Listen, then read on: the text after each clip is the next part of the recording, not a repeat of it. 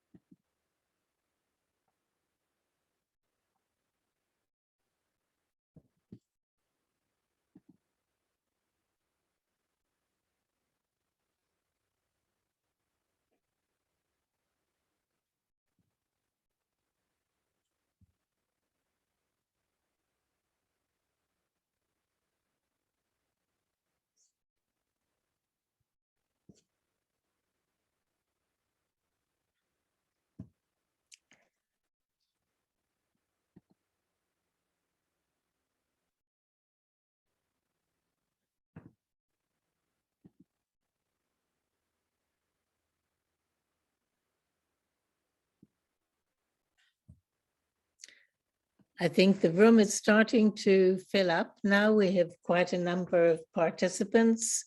We have over 50 participants already. So I'm going to start the introduction. My name is Judith Hitchman, and I'm one of the joint coordinators of HLPF Intercontinental. And this webinar is brought to you by HLPF Intercontinental, but also, very importantly, by the United Nations Interagency Task Force on Social and Solidarity Economy. It is an official side event in the context of the high-level political forum. And the theme of the side event is on building back better and how the social and solidarity economy can help us to do this. I think that between the different elements that have occurred over recent months, in particular, the International Labour Organization's conference on social and solidarity economy and decent work, as well as the recognition given already by the United Nations Secretary General of the importance, I think that we need to open a new chapter with a new relevance and importance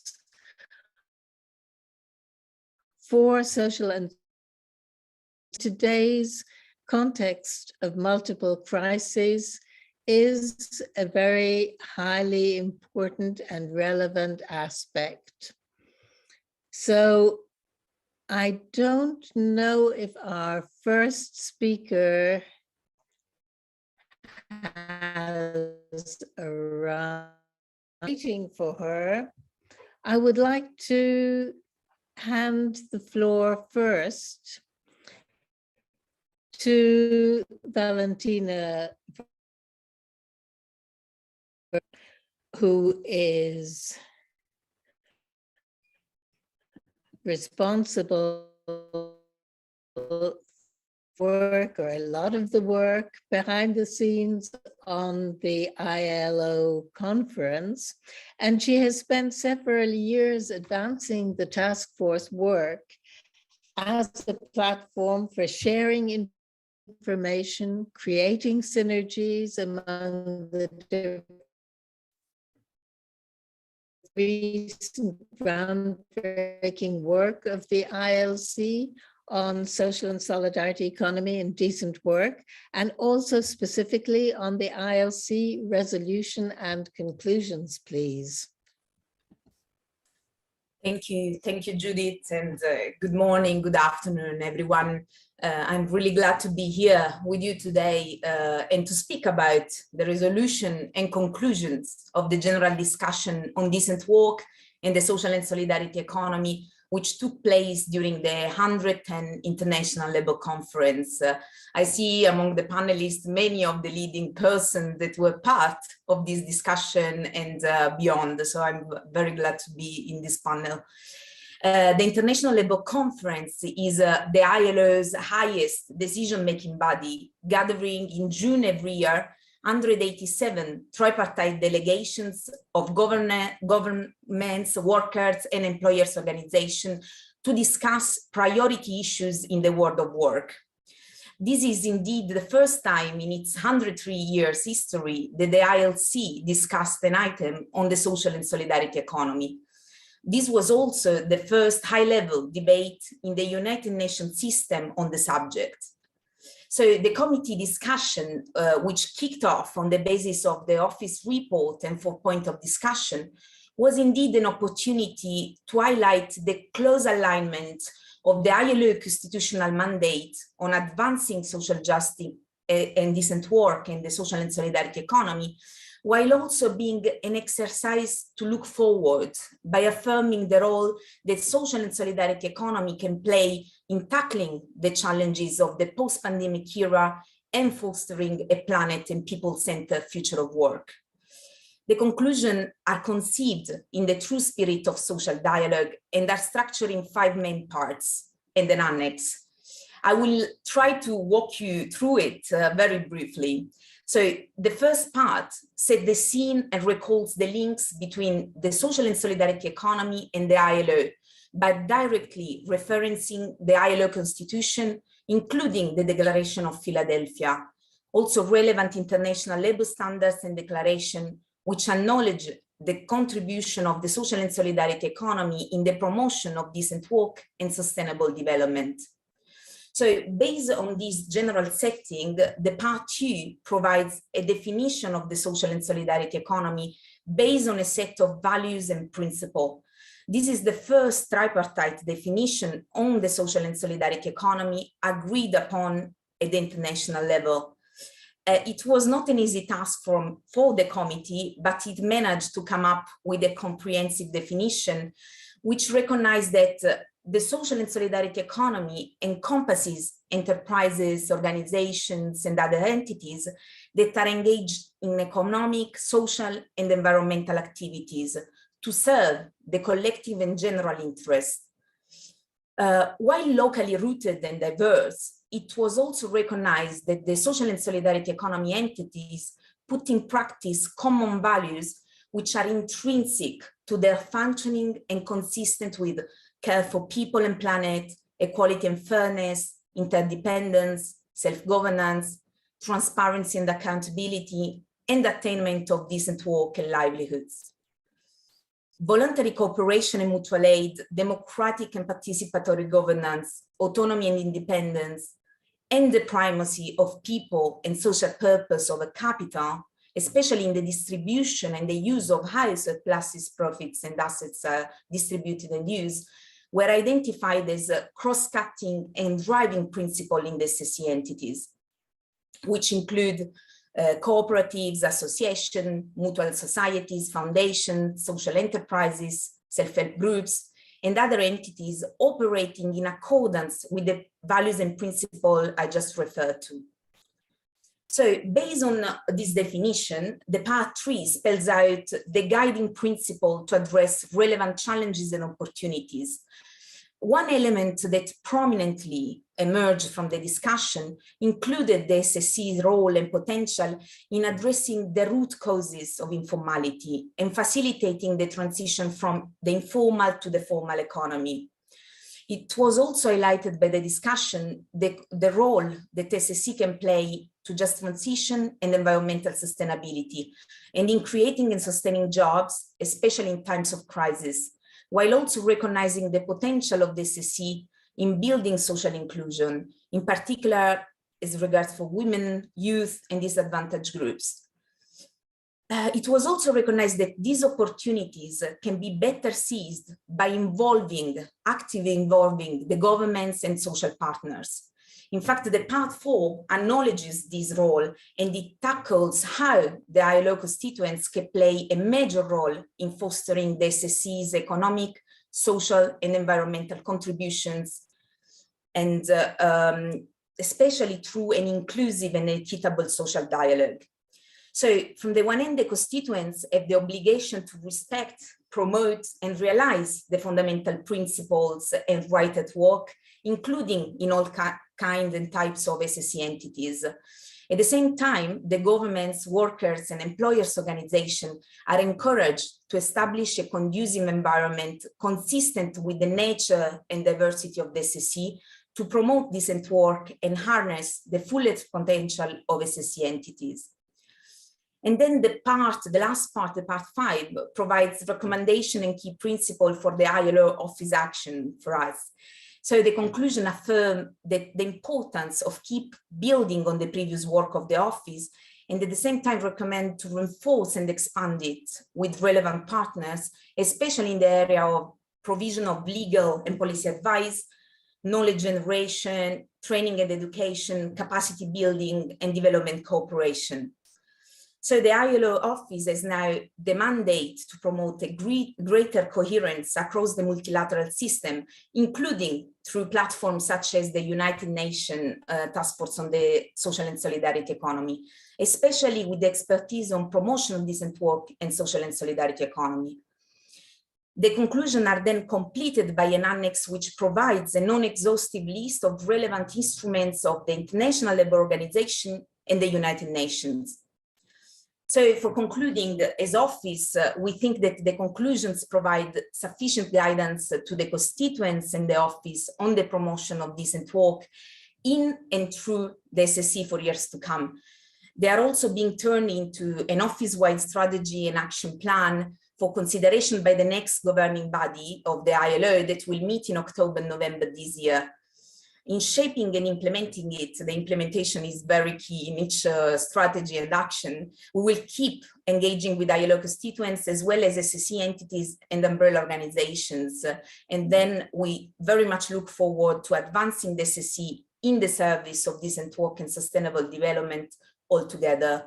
I thank you, Judith, and give you the floor back. Thank you very much indeed, Valentina. That was a really exciting introduction to all of our work. What I retain is the importance of social justice, of the role of SSE in tackling all the different challenges that we are facing today, and also the range of different structures that are involved around the world. And the fact that SSE attacks the root causes of poverty and hunger and inequality as well. And the fact that the ILO has now got a very strong mandate to move forward with all of this to ensure that there is real policy implementation. Chantaline Carpentier, you are a member of UNCTAD and the vice chair of the United Nations, designated as the deputy chair of the task force after many years of involvement. So maybe you could tell us a little bit about the history and the progress that has been made since the task force was created in 2013, 2014. Thank you so much, Judith, and I apologize for a technical problem this morning. I seem to be able to connect to my phone, not the computer. So let me start with the current context. As we are aware, the COVID pandemic, climate change, and the conflict in Ukraine have all exposed deep flaws in our global economic system. Sharp inequalities, vulnerabilities, and environmental costs have caused many to be left behind. The world was already off track to achieve the SDGs before the pandemic, but these compounding crises are threatening to transform what were gaps into abysses that seems impossible to fill, especially with the current economic system.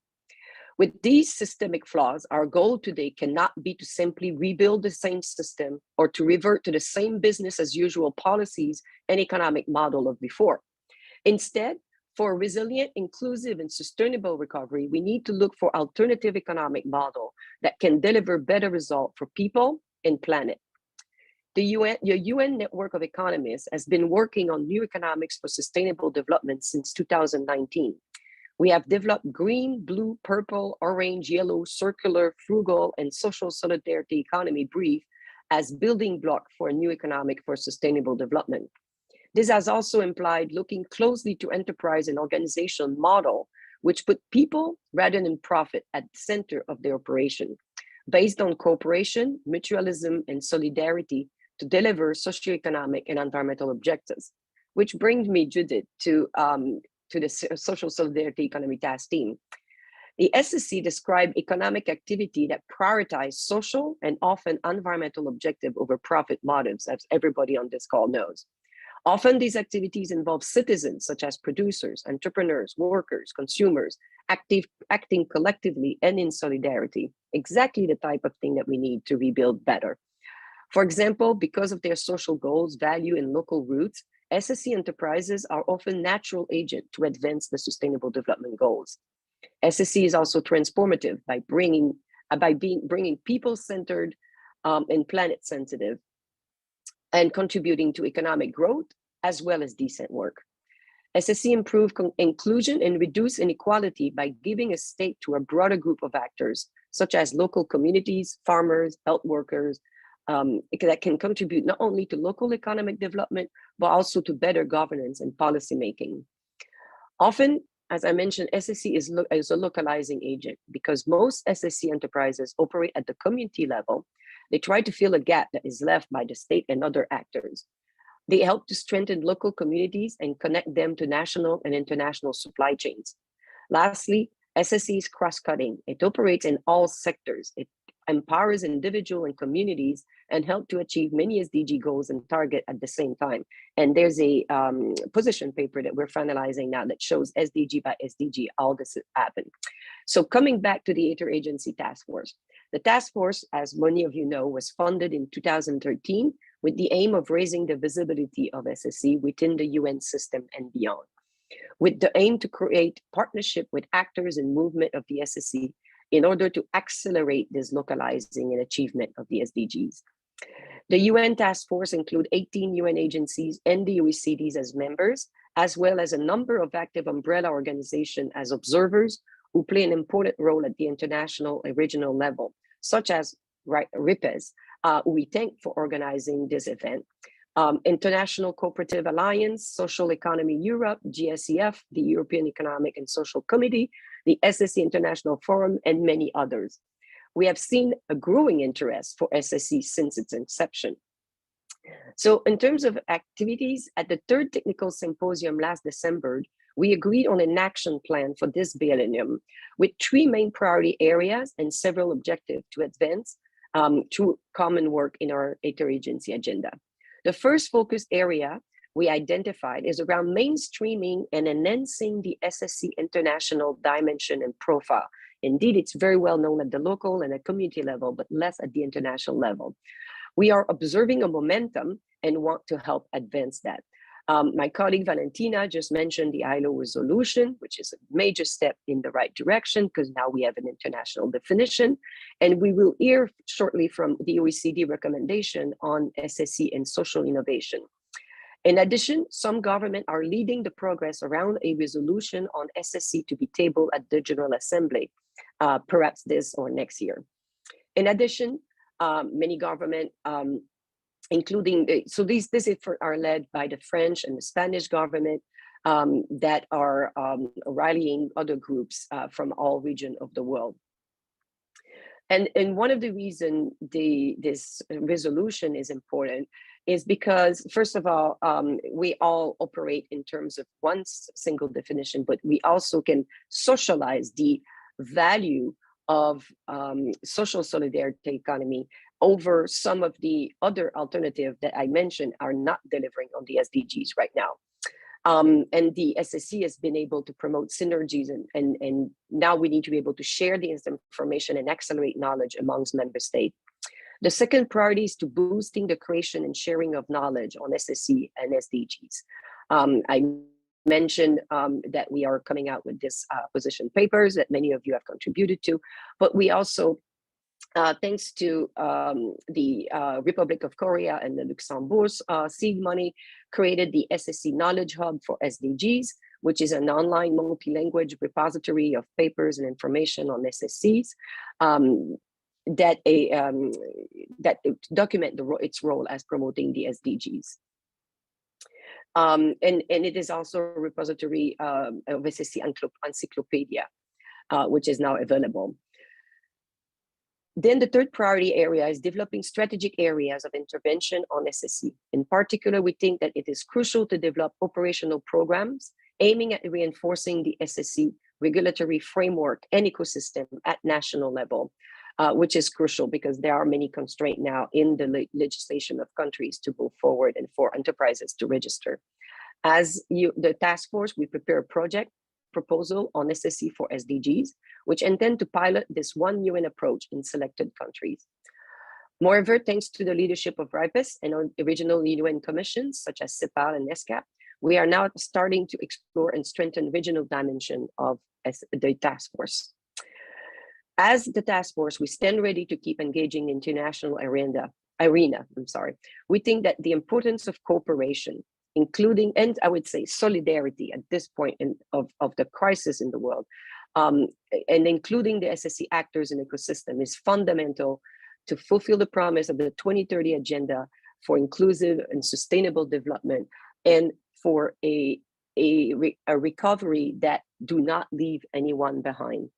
Thank you, Judith, and over to you.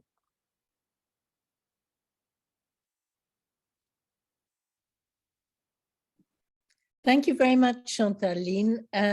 What I hear in what you've been saying is the confirmation that the SDGs are very much off track, partly due to COVID, partly due to the war in Ukraine, and I would also add the worsening climate crisis.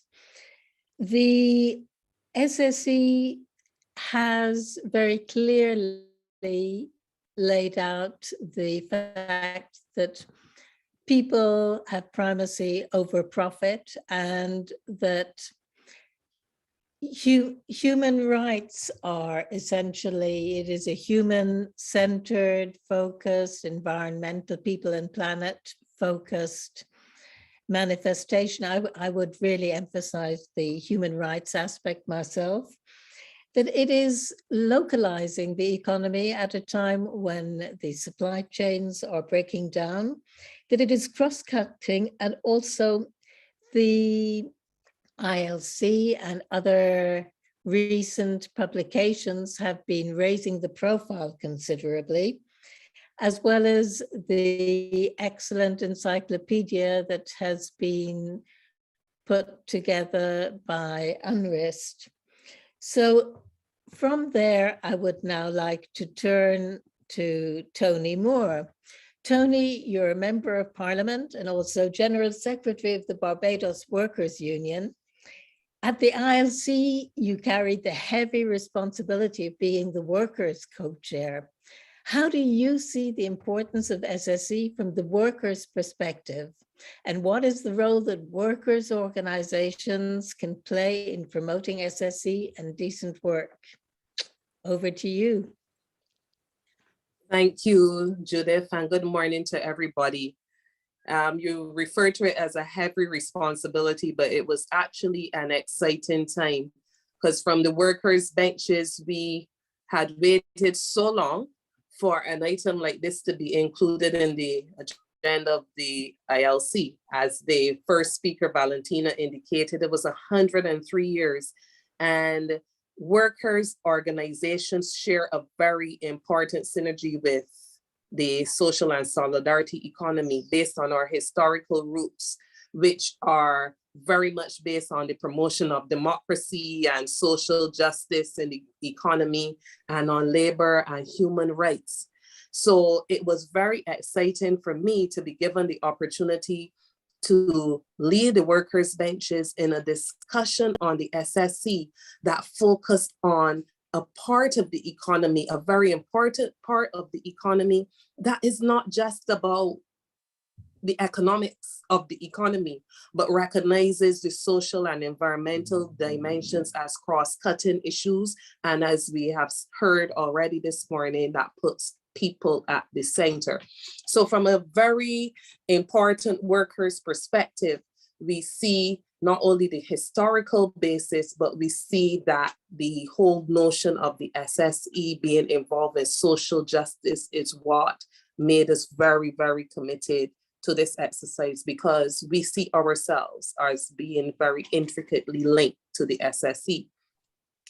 As it relates to the affirming the objective of the 2030 Agenda for Sustainable Development, the SSE is properly placed and very critical to achieving the SDGs, which we heard are off track, because of the aim of the SSE to balance economic, social, and environmental dimensions of the world of work and contribute to a better future of work for people, planet, prosperity, peace, cooperation, solidarity, and so on. The SSC is about reducing inequalities. And I am therefore suggesting that there's a convergence of the SSC's role and importance, both from a worker's perspective and from the perspective of achieving the Sustainable Development Goals, which will bring together social justice, decent work, productive employment, improved living standards, the whole lot of it. Before I get into more of the SDGs, I want to thank Valentina for really setting the context for the document that was just, and the set of conclusions that we just agreed just about a month ago, almost a month ago now. And it was very important for us to be able to get included in a definition of the SSC, recognizing that it was the first definition of the SSC, formal definition, that we would highlight that it is based on the principles of voluntary cooperation and so on.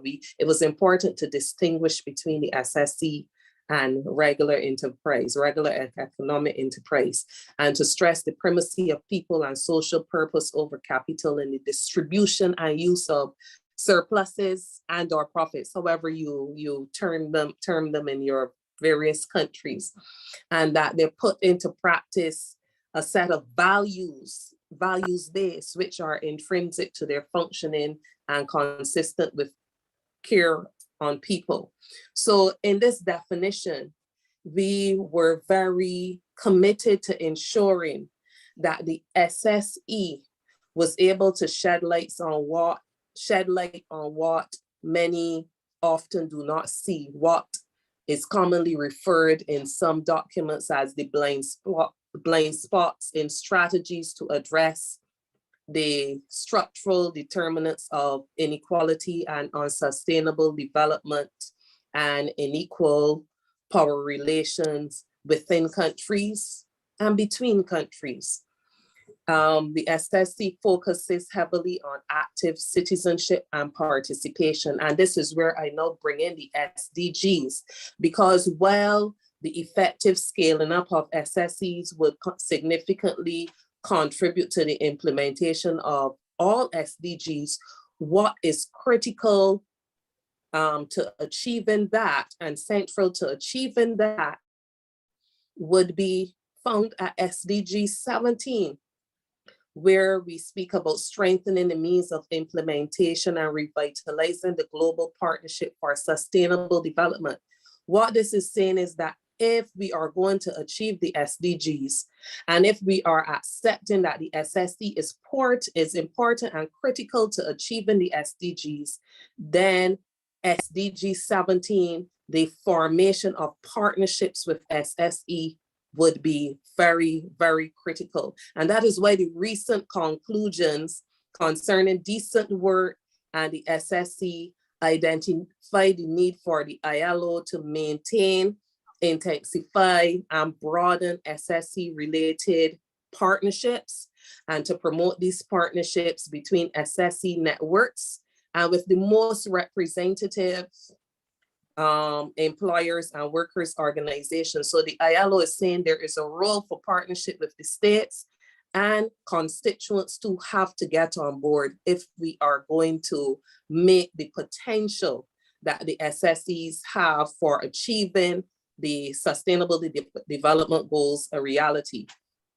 So I just want to touch briefly on some of the key areas that SSEs will help in. As I said, they are critical for the achievement of all SDGs, but I want to highlight, for instance, Goal 2, Sustainable Development Goal 2, the goal on hunger, food security, and nutrition.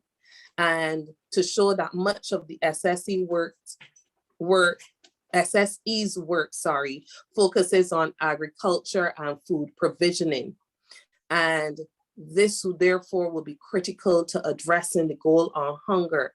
Then we have goals associated with care and valuing domestic work and the empowerment of women, SDG Goal 5. Active participation in SSE organizations. We recognized during that 2-week discussion that while SSEs did not only involve women, they largely involve women and in a number of non-traditional areas as well.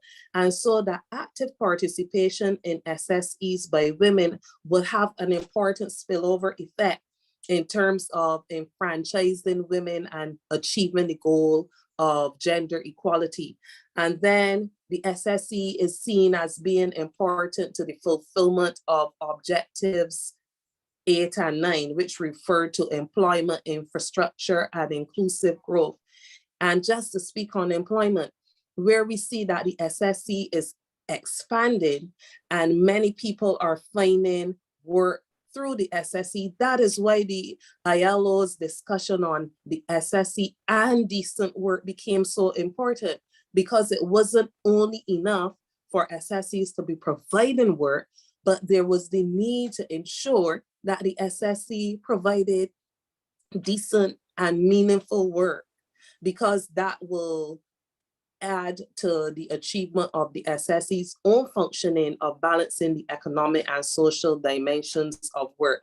And therefore, the spillover effect there would be that it helps to transition from the informal economy into the formal economy, where people have rights, particularly the right for social protection and to benefit from the fundamental principles and rights at work. And we were so excited in that committee that we were discussing this at a time where occupational safety and health became another core element, another core right, became a core convention within the system of conventions that exist. The SSE also contributes to sustainable production and consumption, as outlined at Sustainable Goals 7 and 12 and 13. And I can go on, but these are just some examples to show how important the role of the SSE in transforming our society into more sustainable societies. And while the last speaker made mention of the fact that we are off track, if we accept the mandate that is presented, if all stakeholders accept the mandate that is presented through these recently concluded set of directives for the ILO, its member states and constituents and so on, I think that we can pretty much position ourselves back on track to achieving these goals, even if not by 2030, and we remain optimistic as close or as soon thereafter. I would rest there for now, and thank you. Thank you so much, Tony, for your really valuable insights. My take home from that is the way in which SSE supports the democratization of our societies, as well as social justice and human rights, including structural blind spots. The formalization of much of the workforce that has been informal and excluded from social protection, as well as the occupation on the basis of partnerships. So those are really important take-homes from your speech. Now I'm going to turn to Antonella Noia. Antonella, I've known you for a long time. You're head of the OECD unit of the Social Economy and Innovation. You're a member of the task force and have worked on the SSE for many, many years. The OECD has recently also adopted the recommendation on social and solidarity economy and social innovation. So how do you see that as fitting into the picture that has been painted so far, please? Thank you, Judith, for the invitation. Thank you to Yvonne. Thank you to RIPES for organizing this along with the other organizers. And yes, indeed, I think that the OECD recommendation, which has been adopted on the very same day of the adoption of the ILO conclusion. So some people rightly said this was an historical day, an historical moment. The OECD recommendation perfectly fit in the international major initiative and discussions that are trying ultimately to raise the awareness and understanding of social and solidarity economy and social innovation as far as the OECD recommendation is concerned, and also highlight the various contribution of the social economy to our economy and society. And just let me explain very briefly what is technically an OECD recommendation. So it is one of the 176 legal instruments adopted by the OECD. But this word is a bit misleading, in fact, because an OECD recommendation is not binding, is not mandatory, but it builds on the commitment of the OECD countries which have adopted it. And in fact, it has been adopted by all the OECD countries, so by the 38 countries, because it has been adopted by the OECD Council at ministerial level. Moreover, every other country, those who wants to join the OECD, but any country in the world, can adopt this recommendation. And for the moment being, we have already received the request from Brazil, Morocco, Romania, and Croatia to adopt this recommendation. So coming in the discussion at this stage of our event, I do not need to repeat what all my colleagues have already mentioned, that is why the social economy is so important. And this also justifies the reason why the OECD has decided at this moment in time to adopt this recommendation. As you might remember, the OECD has been working on social economy and social enterprises for the last 25 years. So these recommendations bring all this knowledge together, and it is also building on the work that the OECD has done with the European Commission. So the recommendation is applicable at all levels of government, so national and subnational.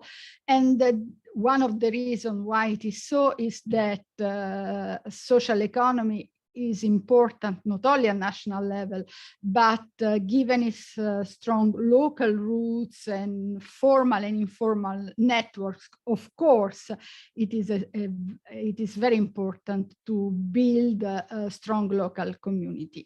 So what is in the recommendation?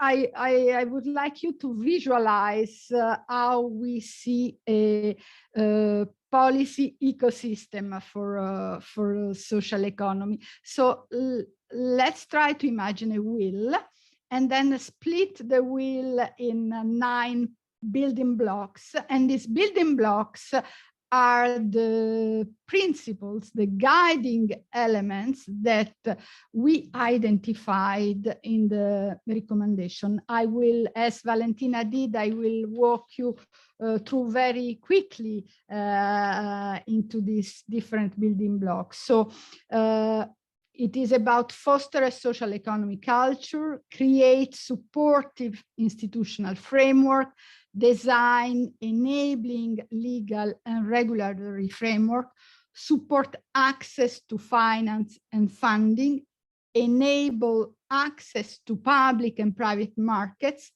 strengthen skills and business development support within the social economy, encourage impact measurement and monitoring, support the production of data, and encourage social innovation. And we at the OECD have seen this ecosystem since the very beginning as an holistic and interrelated one. So the idea is really that policymakers, when they decide to design or to improve their policy ecosystem, have to have this holistic vision. Although obviously we understand that there are, let's say, priority in different countries, which might push maybe policymaker to start focusing on one pillar, but then they will have to design it having in mind the other pillar. For instance, in this very moment, we see a lot of things moving on the side of legal framework. So each principle is built around an idea. For instance, foster and social economy cultures builds on the idea that wherever civil society thrives, the social economy develops. And you can find similar, let's say, starting block that have generated these areas. And inside each of these areas, we have identified a number of sub-principles that we offer to policymakers for them to get inspired by them. I will post later on the link to the recommendation so you can have a look. But you will have understood that we really want to tap into what we have understood over the 25 years of work, being the area which are critical for social economy development. Look at access to market, look at access to finance. And obviously, this recommendation keep an eye on what is the role of policymakers, of government to support the social economy, but expand also to try and embed the role of the different stakeholders. So the importance of networks, the importance of traditional business, how social economy and traditional business can work together. And so I have certainly not the time to go into the different areas, but I also want to insist to the two final areas that I mentioned, which were not included in the original ecosystem as the OECD had designed, which are the production of data and social innovation. In fact, the OECD started to work on social innovation at the very beginning of 2000, of the years 2000, but we didn't consider it as a whole ecosystem. And during the latest year, it is clear that supporting social economy also means trying to quantify its weight. So trying to understand a number of are the quantitative elements, and this is why we are trying to provide some guidance to policymakers. So ultimately, we hope that we are confident that this recommendation will help increase the general uptake of social economy, will help policymakers to reduce the uneven playing field between social economy organization and other business or other entities working into the economy. And this is the result, as I was mentioning before, of 20 years of work, but it is also the starting point of a new effort that the OECD will need to do. Because in 5 years, we will need to report to the Council on the implementation of this recommendation. So we will continue to work with the different countries to help them to implement the recommendation. And we are starting right now, and I'm going to a conclusion, to prepare an implementation toolkit for the recommendation. And here is where we need your help, because we are chasing good policy examples that we can use to provide policymakers with additional idea. So clearly, having more robust social economy will help social economy to deliver on many aspects, including on the SDGs. Thank you very much, Judith. Thank you, Antonella. Just to recapitulate, different states, including Brazil, Morocco, and Croatia, are supporting your recommendations, and you are building very much on the existing work of the European Commission.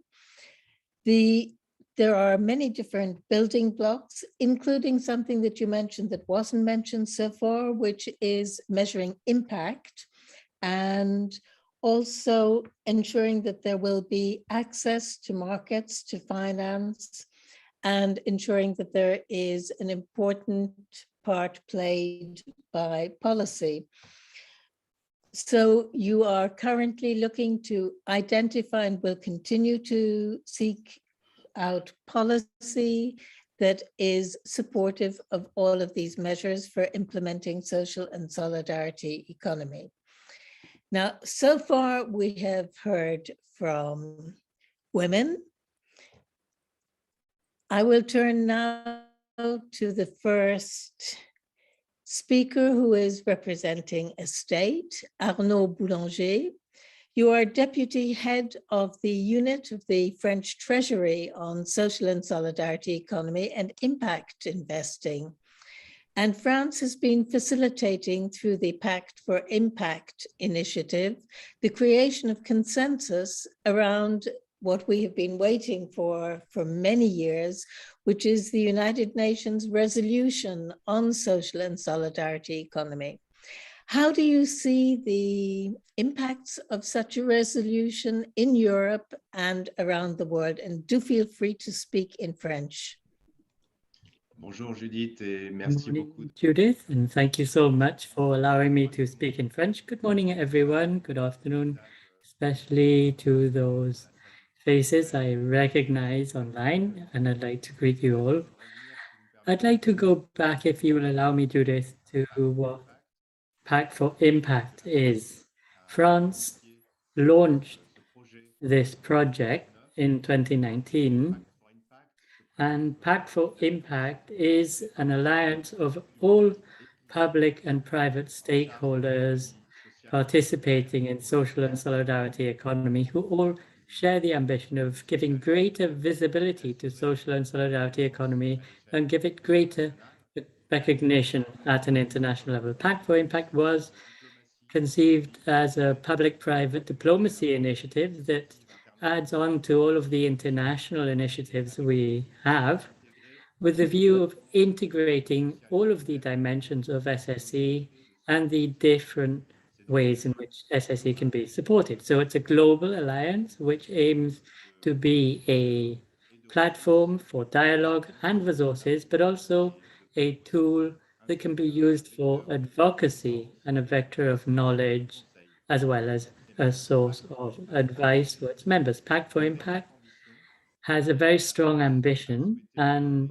France wanted to provide it with the means to be successful. We have a permanent secretariat for the Alliance, which is currently undertaken by SOS Group, which is funded by the French Ministry for the Economy and Finance, which is the ministry I belong to. Pact for Impact is a success, and we can see this through the many entities that are following its work. It's around 700, and the structures that day in, day off contribute to its work plan. There are more than 40, and this success was recently recognized by the International Network of Social Enterprises, Catalyst 2030, which this year in June 2022 decided to award it its prize for government for the area of Europe, and gave this award to France for creating and growing this global alliance for social and solidarity economy. This award recognizes the important work that is being done by France based on 3 dimensions. First, the creation of a space to create good practices and resources. Secondly, for the creation of a network of public and private stakeholders with concrete proposals to promote social and solidarity economy, and also at present times for the creation of an alliance which gets things moving at an international level. And on this last point, I must highlight that Pact for Impact deeply engaged in the promotion of the UN resolution on social and solidarity economy by making a capacity to coordinate available and to value the important work done by other stakeholders, especially RIPES, as well as the UN Task Force for Social and Solidarity Economy. This is work that is on the verge of being completed, and Pact for Impact has 8 states that are co-sponsoring the draft resolution in the UN: Argentina, Cameroon, Spain, France, of course, Gabon, Ireland, Senegal, and Togo. There are other states that we hope will join this project in the next coming weeks. And now, with regards to France, the Ministry of Economy and Finance is extremely favorable to this initiative for a UN resolution. We work closely with our colleagues from the Ministry of Foreign Affairs and European Affairs to push this project. And today we can say that we are all committed, all aligned, and the French team is ready to support the next stages in New York with the different countries that share the same ambitions and the same ideas. From the perspective of France, the social and solidarity economy has a huge potential to meet the global challenges that we are faced with at these times, as the previous speaker said, at a time of deep changes in our world. And France firmly believes that combining principles, values, and practices of social and solidarity economy can be a driver for social and economic progress and resilience. This conviction comes, and as you may have seen, from the appointment of a Secretary of State, attaché to our Prime Minister, Secretary of State, who is in charge of social and solidarity economy, Mr. Marlène Schiappa, who will be flying the flag of SSE in the French government. And in this context, a UN resolution would clearly highlight to what extent the SSE is a modern and appropriate response to the main challenges of our times. And more importantly for us, this would help setting a frame for universal recognition of social and solidarity economy through a common definition, as was discussed and approved in the ILO last June. A UN resolution would open the way to the adoption of UN policies and other policies in different agencies, and also would encourage member states to adopt policies in favor for ESS, and it would encourage building a favorable environment for social and solidarity economy, especially with regards to access to finance, skills, education, support for SSE enterprises, and would give social and solidarity economy a greater visibility, because it is a blind spot in many countries, even if in France it represents a large chunk of employment. From our perspective, we hope this UN resolution, if it is adopted, would help to come up with national frameworks for social and solidarity economy, and would also encourage the promotion of a common understanding that would give recognition to social and solidarity economy enterprises and organizations. We can say today that stakeholders of the social and solidarity economy are confined into their national borders, and we think it's possible to open up this sector to promote adequate solutions that come from the local level, to open it up to cross-border initiatives. This could be done in the way of shared projects, cooperatives among different countries, and the work done by ILO and that the UN can do will be useful, as well as the work done by the OECD. Of course, also the work of the European Commission on SSE. The UN resolution in this sense would add on to the European project for social and solidarity economy, as well as would complement the work done by ILO and OECD. So to conclude, we firmly believe that 2022 is a key moment for the social and solidarity economy. We all see this. We need to push forward. We need to take steps as quickly as possible. So in the United Nations, we need everyone's support for this resolution to prosper. We need encouragement. And I think that by working together, that I hope that by 2022, we will see this draft resolution submitted to the UN. Thanks, Judith. I'll give you the floor. I think it's really a very exciting time and an exciting moment in history that you've been outlining. Hearing from all the speakers here. And I must say that as an Irish woman, I'm particularly happy and proud that my country is supporting the UN resolution, as well as the other countries that you mentioned. We have half an hour left. We still have several speakers. I've been as indulgent as I possibly can.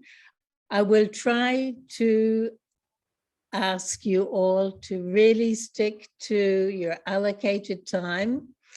And I would like to turn now to Spain, to Maravillas Espinzaez. Your ministry, which is the Ministry of Labor and Social Economy of the Spanish government, is very engaged in the advancement of the SSE at local, national, regional, and international level, and is one of the states that Arnaud mentioned that is supporting the proposed UN resolution. So it looks like it may be even the leading sponsor of this resolution. This is an important commitment. How do you see the importance of the UN resolution at a time when our world is struggling with so many different crises? And please do try to respect the 6 minutes that were allocated.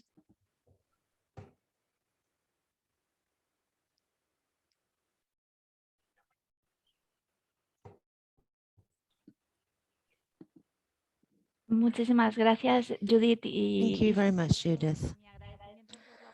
And thank you very much for giving me this opportunity to be here in this organized event with so many people committed to the social and solidarity economy. This is a commitment that means that we are moving to a more social and sustainable economic model. And this is something that we already have a consolidated reference of, which is the SSE.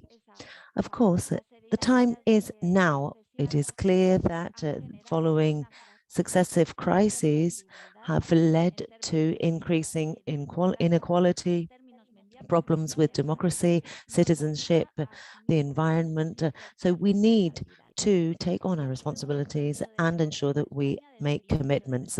And since the beginning of our mandate, we have included in our priorities the social and solidarity economy, because we believe that this is a model that works. This is a model that is based on people, and it is designed for people. The values and principles of the social economy are values that are incorporated in the two recommendations that were recently adopted. These are principles that are aligned with the 2030 development agenda.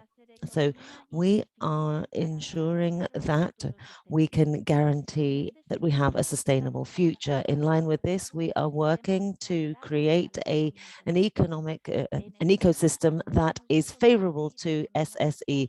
In Spain, we have a social economy legislation law that has been in place for 20 years.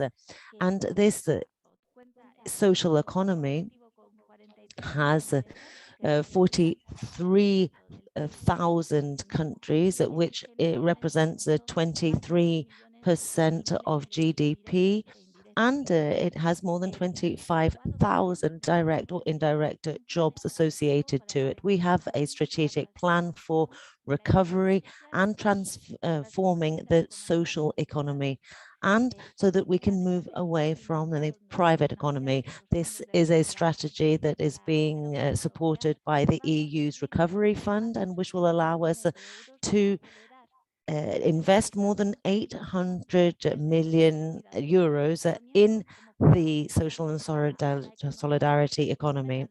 So this SSE is a real agent of change for our economy. The experiences that we have seen if the entities that are in the SSE show us that they are an ally that we cannot live without. They are an ally for change, for the better, so that people are able to decide about things that are vital to their day-to-day life in a responsible and democratic way.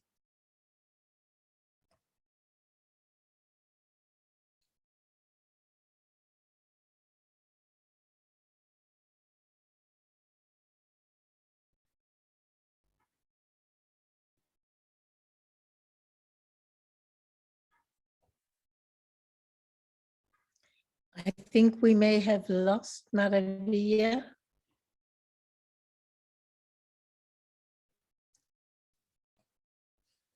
So I don't know what to do to bring you back, Maravilla. Saying there that the time is now, and that the creation of supportive ecosystems for SSE is an essential element in terms of helping us to move towards achieving our goals. The next state that will take the floor is in the person of Dato Mohammed Radib bin Abdul Razak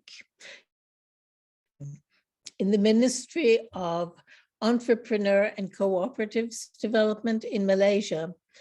Could you tell us how SSE is a driving force behind social entrepreneurship in Malaysia, which is possibly quite different from other parts of the world, and how this is proving to be a game changer for you?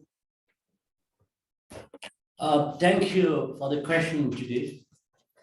According to the International Labour Organizations, the social and solidarity economy refers as organizations and enterprises that are based on principles of solidarity and participations, and that produce goods and services while pursuing both economic and social. In this respect, Malaysia has launched Malaysia Social Entrepreneurship Blueprint. Recently, the blueprint defined social enterprise as an entity registered under written law in Malaysia, purpose-driven, and has financially viable business model that addresses social and environmental challenges, aiming to achieve positive impacts to its beneficiaries and to the economy. This description encompasses various organizations such as cooperatives, or enterprises, non-governmental organizations, and associations that carry the economy and social, as well as environmental objectives and values, and it's aligned with the principles pushed forward by the SSE. Just like SSE, social enterprise offers several comparative advantages to address societal and economic as well as environmental challenges all over the world. Social enterprises are recognized by governments all over the world and as their allies in identifying and addressing the needs of different target groups. SSE, realizing the importance role of the social entrepreneurship in the socio-economic development in Malaysia, the government has developed Malaysia Social Entrepreneurship Blueprint 2030, aimed at creating an ideal social entrepreneurship ecosystem to mainstream social enterprise in the economy and to normalize its social and environmental impact. The blueprint outlined 5 strategy thrusts, 20 strategies, and 45 initiatives, which are aligned to the aspirations, strategies, and initiatives of the Shared Prosperity Visions 2030 and also 2030 Agenda for Sustainable Development. Social enterprise will be a game changer in implementing Malaysia's development roadmap for 2021-2025 targets, namely the 12th Malaysia Plan in addressing social and economic challenges in Malaysia. Under this plan, social enterprise is identified as one of the effective vehicles and instruments in addressing issues of poverty. So the developments of 12th Malaysia Plan is guided by 3 core dimensions of SSE, namely economic empowerment, environmental sustainability, and social re-engineering. In recognizing contribution of social enterprise and to help social to raise funding to generate positive social and environmental impact, Malaysia has granted income tax exemptions up to 3 years to eligible social enterprises. Malaysia will continue supporting SSE agenda and further develop a social entrepreneurship in Malaysia. It is hoped that by 2030, a social enterprise movement will be recognized as a significant contributor in developing a prosperous, inclusive, and sustainable Malaysia. Thank you, Judith. Over to you. Thank you so much for your intervention on the variety of different ways in which Malaysia is supporting SSE. Now, Dennison, you are here as past chair of the Asian Solidarity Economy Council. Could you give us a very brief overview of SSE in Asia in general? Thank you very much, Judith, and also good morning to everyone, or good evening, and also to Dato. I'm also a fellow Malaysian, but here speaking in the capacity of the Asian Solidarity Economy Council, which is a intercontinental partner with REPAS and representing Asia. Asia is very large with over 48 countries and is the most populated part of the world, 4.5 billion, but extreme poverty is still high. ASEC active members are in 13 countries and there are over 26 active partners. And what I thought would be helpful is to draw from the practices of localizing SDGs, using SSE framework of grassroots partners would complement the discussion so far from a policy macro perspective to really see how it impacts the grassroots movements. I want to draw 5 key lessons from the ESSEC experiences on the ground, whether it is in South Asia or Southeast Asia or East Asia, from where our partners come from. Firstly, that the grassroots are very resilient in the context of COVID, in the context of building back better, which is the theme of the HLPF this time, that local communities find ways to survive, to reorganize, to energize, and so forth. Secondly, I think France, Spain, and OECD, as well as Malaysia, is recognizing the place of alternative economic models. And therefore, there is good opportunity and best practices on the ground that are already taking place, crisscrossing and cutting across all the SDGs and impacting the very target groups using the theme of leaving no one behind. But I think it's in this context that it is also social innovation on the ground, and that needs to be better documented. It has a strong point of inclusion. Majority of our programs on the ground are women-led. Of course, having poor, indigenous, disabled people and other communities. And what was highlighted by France, Spain, even Malaysia, is the need for strong policy framework. In the next few minutes, I thought it would be helpful to highlight 1 or 2 good examples. If HLPF is focusing on SDG 4 on quality education, SFR in South India started off as addressing land issues, but as a cooperative and people's movement, they went into education, and they have over 180 primary, middle, secondary schools, and even teacher training college. But it started to address economic issues that move on to health, economic empowerment, gender, and so forth. Now, if we take the example of SDG 5 on gender, HomeNet is a very strong entity in Asia, whether it's in Pakistan, Philippines, Thailand, and HomeNet Thailand on organizing informal workers in the city of Bangkok, not only introduce good health care along with what they were selling, but led a protest because Bangkok city excluded them and eventually forced through public street demonstration and inclusion into the formal economy, and HomeNet has played a very strong advocacy role. And if we take SDG 15, forest-based communities, our grassroots partners in Nepal are very significant entities along with this.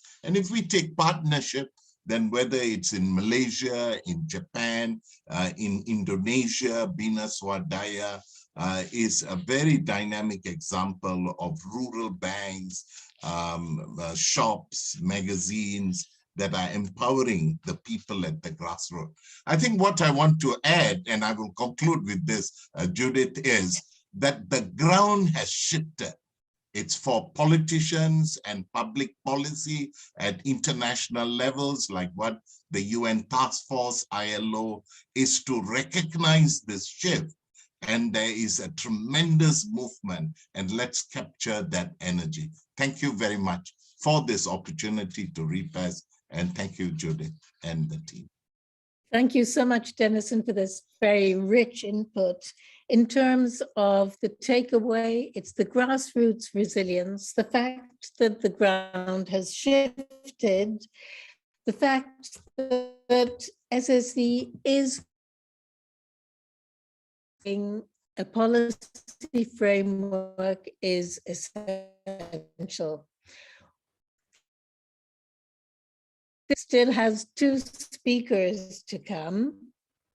And I would like to turn now to Latin America. From Asia, you are the senior UN economist in Argentina, responsible for delivering as one strategy, and you're a previous member of the task force. So very briefly, how do you see SSE as a key lever for delivering on the SDGs in today's troubled world? Over to you. Thank you, Judy. Greetings from the Argentinian winter. And thank you to RIPES for the invitation and especially for organizing this interesting session. As it has been said already, the SSE is really a potential powerful tool for achieving the SDGs, all of them, sometimes particularly prominently in the areas such as poverty, eradication, decent work, gender equality, food security, or sustainable production and consumption. Given this transversality, as you rightly pointed out, Judith, SSE represents a key platform for implementing the reform of the UN system, the so-called delivering as one. In our cooperation framework here, an implementation plan agreed with the Argentinian government, the SSE related activities lie under the economic development pillar, but obviously cut across the social and environmental pillar. However, I must say that overall, the attention towards SSE is still at embryonic stage in the work of our UN country team. So let me take this opportunity to strongly advocate, I would say, for joint UN funding to support the SSE. We are all aware that joint funding was instrumental to generate interagency cooperation and joint planning in UN priority areas where we could see UN fragmentation or the need for an SDG push, such as social protection, just transition, on gender violence. From a field perspective, I can assure that a dedicated UN fund to support SSE from different and complementary angles could make a real difference right now. In this context, I would like to reiterate the importance of the conclusions of the recently adopted at the ILO conference, including the establishment of international definition. This legitimation is very, very important, not only for the ILO, but for the entire UN system, very much felt in the ground. And we are very grateful for this substantial progress, and even more so as it was achieved thanks to tripartite dialogue. It goes without saying that the key challenges for SSE highlighted in the conclusions, the need for enabling regulatory environment, better access to financial services, enhanced productivity and competences development, and so on, they are something that only a well-united and well-coordinated UN system can contribute to attain at the country level. To give you a couple of insights of what is happening here in the country, I would like to highlight a particular point that is a couple of points. One is very dear to my heart, which is related to the contribution of SSE to a just transition. And here in Argentina, under the PAGE program, we are trying to quantify the universe of green employment in the cooperative and self-employment sector. This is a key area for support and policy space, and it is expected that the national strategy for the promotion of green employment with the support of PAGE and of the whole UNCT will contribute to achieve better training, development of professional trajectories, formalization efforts, and the improvement of labor conditions, and a special support to the famous workers' recuperated enterprises that you might have heard of. I would like also to mention another innovative aspect that I find very important related to the promotion of SSE at the very local level. In the city of Buenos Aires in December 2020, during the confinement period, the city of Buenos Aires adopted a law for the promotion of the social and solidarity economy in the city of Buenos Aires under the auspices of the local Ministry of Human Development and Habitat. And here in the UN system, we are exploring possibility of collaborating with the city authorities to accompany the implementation of the law. I would like I'm going to have to ask you to finish very quickly now, please. Yeah, in fact, I would like to conclude by mentioning the work of CEPAL of ECLAC here, which is now an official member of the UN Task Force on SSE, and which looks at the situation of the cooperative and SSE sector in the countries of Latin America. It's a very important study that highlights the importance of public bodies devoted to social and solidarity economy and indicates that as a promising way to promote the sector in the whole region. So I'm concluding by emphasizing the importance of the regionalization work of the UN Task Force. It is so important to strengthen the recognition of SSE, to promote knowledge and innovative ways to consolidate SSE networks at the regional level here in Latin America. So as our Secretary General calls, a socially just transition, which is more just and equitable and ensures not only environmental sustainability, but also decent work, social inclusion and poverty eradication, is instrumental to build back better and realizing the future we want. And here in our different entities, we stand ready for this challenge. Thank you, Judith. Thank you so much. And I apologize for having to rush the last speakers. The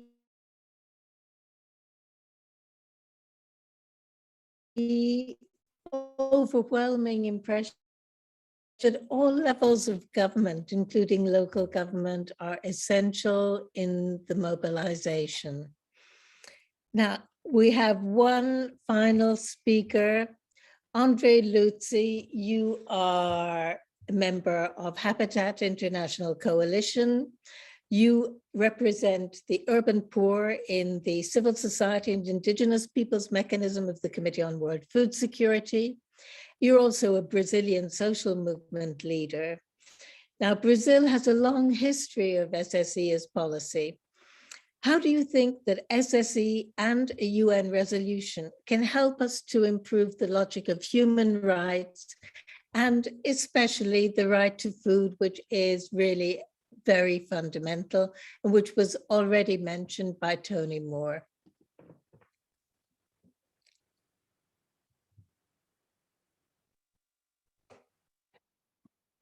Muchísimas gracias, Judith. Thank you so much, Judith, for inviting me to this event. We believe this is a very important moment to discuss the many crises we are living, as well as the protracted crises. These crises find their root causes in historical and structural issues. So the SSE for us can play a central role in this transition to ensure food sovereignty that is based on agroecology and local food systems for production and consumption. We also believe that SSE plays an important role when framing the human rights discussion. The civil society and indigenous peoples mechanism for relations with the Committee on World Food Security at FAO and in our social movements here in Brazil, we see a strong need to come up with a coordinated response that must ensure a basic universal income to also support communities that are engaged in agriculture that are so important in our territories. We also need to ensure public procurement programs and give technical assistance to small-scale family farmers, consumers, fisherfolk, gatherers, so that they can work together based on cooperativism and so that they can work together in a self-managed way. At the same time, we must consider the need for the UN resolution to come with financial support for these initiatives launched by civil society and workers. Member states, we call on member states to adopt national policies for social and solidarity economy, overlapping with the fight against hunger and food security and nutrition. We would like to call on all of you to participate in the popular consultations to be held by the civil society and indigenous peoples mechanism. These consultations are to know better about the impacts the pandemic and other crises have in our territories and communities, and how communities can come up with transformative measures to ensure food security and food sovereignty based on social and solidarity economy. We will be sending out an email for people to respond to our survey. We will also be holding regional consultations here in Latin America. These regional consultations will be on the 14th and 15th of July. And then in the month of September, we will be holding a webinar to bring together and consolidate all of these recommendations and practices that are being taken in our regions to guarantee the human right to adequate food. So, social solidarity economy must take center stage in this transition, and it deserves full support from member states and international organizations to be able to respond to the needs in our communities and as the subject of rights, so that we can all participate in these policies in spaces to collectively build public policies. So to conclude, I'll say that we need to consider how important it is for communities to participate in the drafting and implementation of social and solidarity economies. This is an important legacy here in Brazil. It's a strong part of our struggle, and we need governments that are engaged in inclusive and democratic processes. Thank you so much, Judith. And thank you so much. Just 2 minutes before our time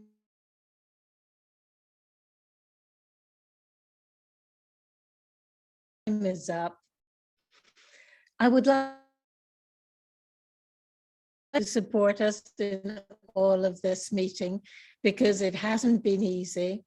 I would like to thank all of the speakers for their contributions.